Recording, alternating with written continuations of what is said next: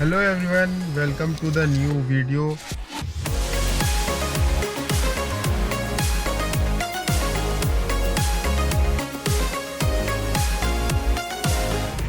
लेके जा, देखते हैं पूजा होगा कि नहीं।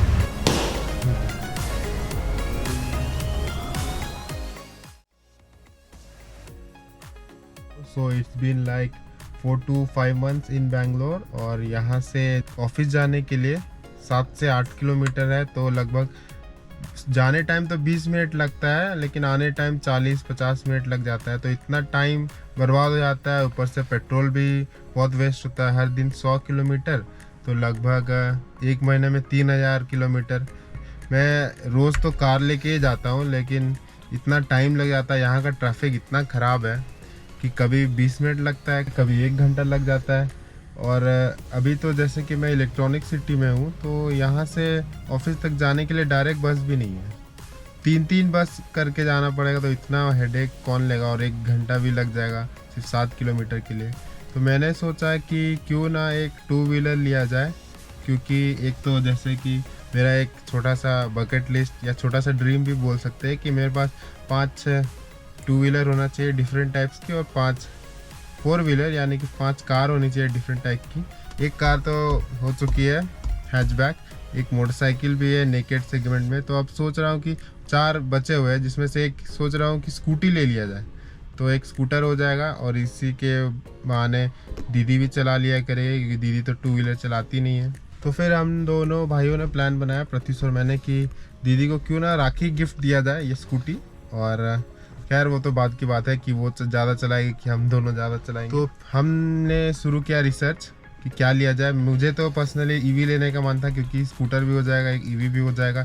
ईवी का अभी काफ़ी बोलबाला चल रहा है कि ईवी बहुत, और ऊपर से दोनों के ऑफिस में, प्रत्युष मेरे और तीनों के ही ऑफिस में चार्जिंग लगे हुए, तो जाओ 3-4 घंटे में चार्ज कर लो, तो कोई टेंशन ही नहीं है चार्ज का। तो फिर ईवी लेने का सोचा। तो सबसे पहले हम गए एथर शोरूम में।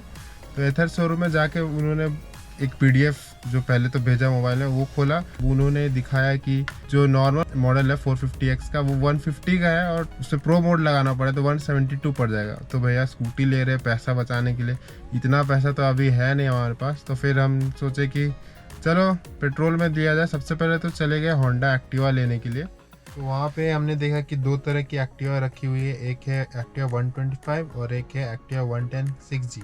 तो 125 तो उतना कुछ खास लगा नहीं, तो फिर हमने 6G ही लेने का सोचा। और जो उसका जो सायरन ब्लू कलर है, वो सबसे ज़्यादा हमें पसंद आया, और दीदी को भी पसंद आया। दीदी को हमने उस पर बैठा के देखा, लेकिन जब हमने शोरूम वालों से बुकिंग के लिए पूछा, तो उन्होंने बताया कि सर आपको पेमेंट जो है वो पूरी करनी पड़ेगी, लेकिन उसके बाद भी आपको 1-2 वीक के बाद ही आपको मिलेगा। तो फिर जब पेमेंट कर ही रहे, तो फिर सोचा कि और थोड़ा ऑप्शंस देख लेते हैं, क्योंकि बगल में ही सुजुकी की शोरूम थी। तो हम वहाँ चले गए। वहाँ पे जो सुजुकी एक्सेस 125 है, वो काफ़ी अच्छी है। लेने तो गए थे स्कूटी, लेकिन वहाँ पे हमें एक मोटरसाइकिल पसंद आ गई, तो मन कर रहा था वही लेने के लिए। लेकिन खैर हमने अपने मन को थोड़ा शांत किया और सुजुकी एक्सेस के लिए ही सोचा। शोरूम वालों ने बताया कि इसका प्राइस कुछ 1,14,000 पड़ेगा, और इसका भी डिलीवरी टाइम 2 वीक्स तो मिनिमम लगेगा ही। तो एक्टिवा हमें 96 में मिल रही थी, और ये 114। तो हमने सोचा कि छोड़ो एक्टिवा ही लिया जाए, क्योंकि स्कूटी उतना कुछ चलेगी भी नहीं। तो हमने सोचा कि वही लिया जाए। फिर हमने सोचा कि TVS को भी थोड़ा ट्राई किया जाए। तो उसका जो एंटॉर्क है वो काफ़ी ज़्यादा फेमस है, तो हमने सोचा वहाँ चला जाए। वहाँ पे जब हम गए तो देखा कि पूरे एंटॉर्क की लाइन लगी हुई है बिकने के लिए।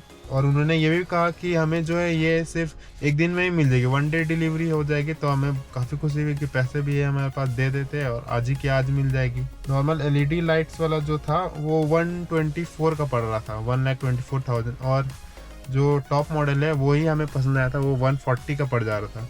तो यार इतना महंगा अगर लेना है तो हम ओला इलेक्ट्रिक भी ले सकते थे, क्योंकि उसका S1 एयर जो है वो 110-113 में मिल जाता है, और S1 प्रो जो है वो 140 में मिल जाता है। लेकिन इतना खर्चा हमें करने का कुछ मतलब लग नहीं रहा, तो फिर हम चले गए एक्टिवा 110 के ही तरफ। लेकिन फिर जब अगर दीदी को पसंद आ रहा था एंटॉर्क, तो उसी का लुक लाइक में एक Dio 125 भी थी, तो हमें वो काफ़ी पसंद आया और उसमें भी साइलेंट ब्लू कलर मिल रहा था, तो हमने सोचा कि यही ले लेते हैं। ये काफ़ी सुंदर भी है और ज़्यादा खर्चा भी नहीं है और दिखने में भी काफ़ी मतलब रोड प्रेजेंस काफ़ी अच्छी है इसकी। तो वहाँ पे बुकिंग के लिए हमें रसीद दी गई। जितनी बार आप पेमेंट करेंगे उतना आपको रसीद दिया है, क्योंकि 1 लाख से ऊपर तो एक बार में जाता नहीं है फ़ोनपे या किसी भी ऑनलाइन से। तो हमने 3-3 बार पेमेंट किया, तो सारे के सारे रसीद हमें अलग अलग करके दिए गए और टोटल जो हमारा खर्चा हुआ वो 1,08,000 समथिंग था। एक्सेसरीज में कुछ सीट कवर और वही छोटा मोटा चीज़ सब लिए थे। तो 4 दिन के बाद सुबह सुबह मैं सो रहा था और मैं एक मैसेज से उठा। वो मैसेज मेरे पास आया कि आपकी जो होंडा है उसकी नंबर जो रजिस्ट्रेशन है वो हो चुकी है। तो मैं काफ़ी खुश हो गया। मुझे तो ऐसा लगा कि आज के आज ही मिल जाएगी, कि रजिस्ट्रेशन आ गया, स्कूटी तो अवेलेबल है ही शोरूम में, तो आज ही मिल जाएगी। तो फिर मैंने कॉल किया शोरूम वाले भैया को, लेकिन वो भैया ने बोला कि नहीं आज तो सिर्फ रजिस्ट्रेशन हुआ है, उसका नंबर प्लेट बन के आएगा तभी आपको मिल पाएगा। तो फिर मैं उदास होकर चला गया नीचे कुछ फ्रूट्स लाने के लिए। और ये देखिए, ये फ्रूट्स सिर्फ 90 रुपीज़ का है। लोग कहते हैं कि इतना महंगा है। ठीक है, महंगा है बेंगलोर, लेकिन अगर आप ठीक से खोजोगे तो आपको सस्ते में भी सामान मिल जाता है। फिर क्या, मैंने फ्रूट्स को खाया। फिर फ्रूट्स खाने के बाद 9-10 बज रहे थे, तो फिर मैंने सोचा कि छोड़ो हटा, फिर से सो ही जाता हूँ। तो गाइस फाइनली वो दिन आ चुका है जिसका हमें बेसब्री से इंतज़ार था। आज ही हमारी स्कूटी की डिलीवरी होने वाली है और जैसे ही नीचे गए वहाँ पे पहले से स्कूटी रखी हुई थी हमारी। अरे ये क्या हो गया? सॉरी गाइस इतना भद्दा सा मजाक करने के लिए। तो पहले तो हमें स्कूटी लेने के लिए शोरूम जाना पड़ेगा, तो चलिए पहले चलते हैं होंडा शोरूम की ओर।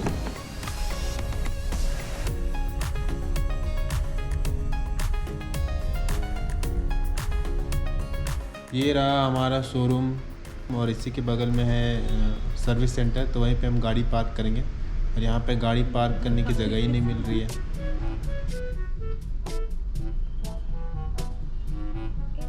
ये रही हमारी स्कूटी जो पूरी तरीके से तैयार हो चुकी है, नंबर प्लेट भी लग चुकी है।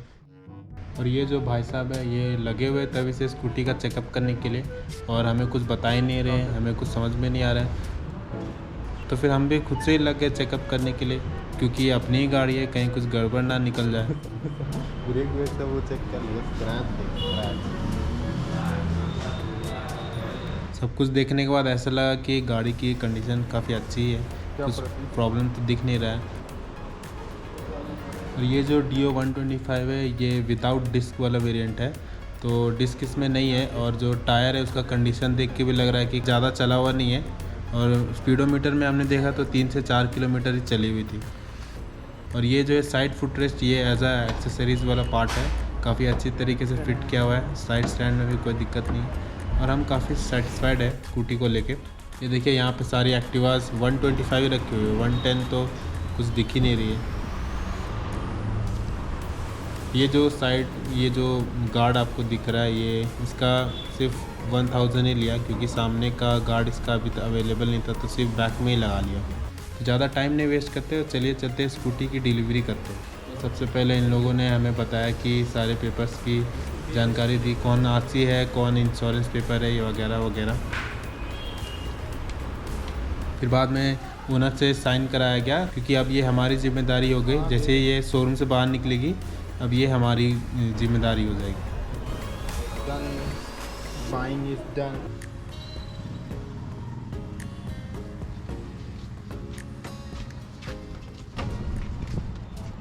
बैठ जाओ दीदी, बैठ जाओ। ठीक है दीदी, बैठ जाओ। अब दीदी को बैठा के थोड़ा सा सेल्फ स्टार्ट, थोड़ा सा इनॉग्रेशन या जो भी हो वो कर लेते हैं। दावा एक्सीलरेटर मत लेना, ठीक ना? दाओ कैसा लग रहा है बैठ के?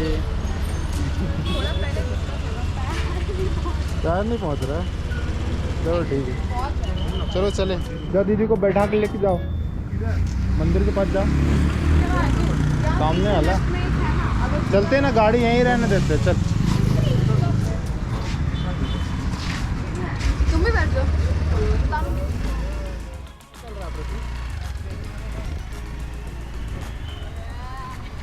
अभी हम लोग जाएंगे पूजा करने के लिए। बगल में ही 100-200 मीटर में एक मंदिर है, अभी जाके देखते हैं वहाँ पे पूजा होगा कि नहीं। चलो चलो मंदिर के पास जाओ, हम आ रहे पैदल कि बैठ जाए। आजा आजा चल चल चल। चल चल चल पेट्रोल अभी जाके है तो। भर लेंगे क्या? हाँ कहाँ पे भरना है पता है ना? ये ये मंदिर वाला ये वाला ये वाला कहाँ गया है? मंदिर कहाँ है? ये मंदिर है। अगला इधर का मंदिर लेके जा, देखते हैं पूजा होगा कि नहीं। ये कौन मंदिर यहाँ पे है?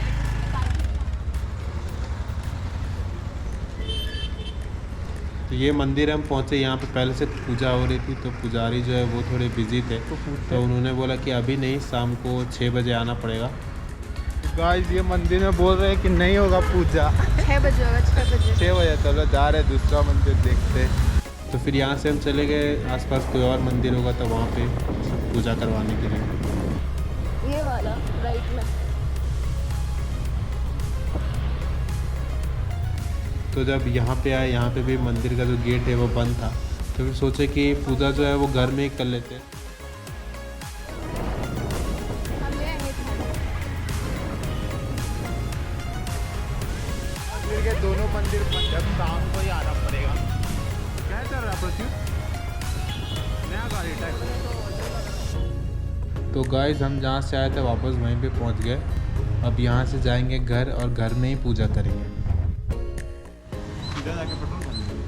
हाँ चलो जाके फूल लेंगे, घर में गाड़ी का पूजा करेंगे।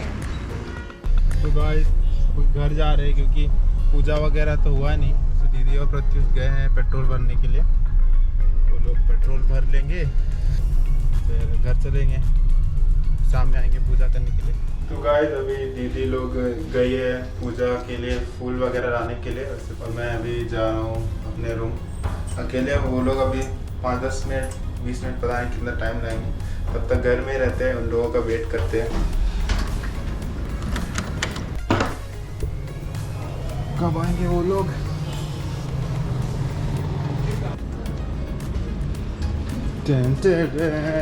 प्रत्युष प्रत्युष नीचे ही है, खाली लेके चलो नीचे।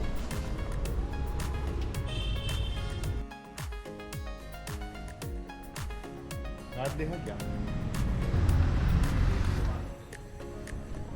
ऐसे करके मतलब इधर क्रॉस नहीं करना, समझे? नीचे फिर राइट फिर नीचे।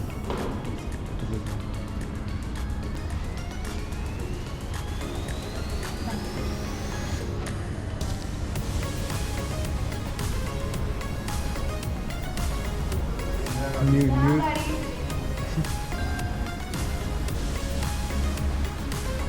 चलो चलो दिखाई दो चलो।